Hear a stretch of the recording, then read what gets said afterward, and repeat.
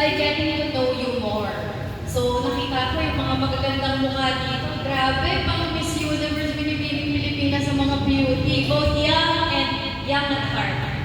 Di ba po? So, let's get to know you. Sino dito ang elementary school? Taas ang kamay. May preschool ba? Okay, sige, baba po ang kamay. Sino dito ang high school? Okay. Welcome to class, mga anak. And meron din po college or university? Wala pa. Sino dito ang below 12 years old? Taas ang kamay? Okay. Sino dito ang mas mataas sa 12 years old? Yung mga ilang taon na kayo, mga anak?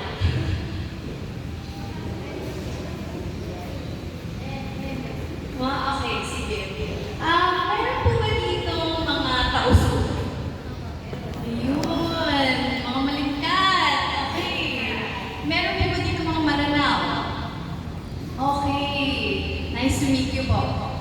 So, dito po kayo nag-aaral lahat sa masjid. Dito po talaga, sa mosque.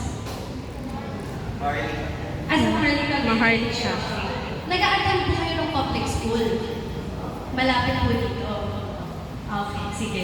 Okay lang po ba na mag-Tagalog?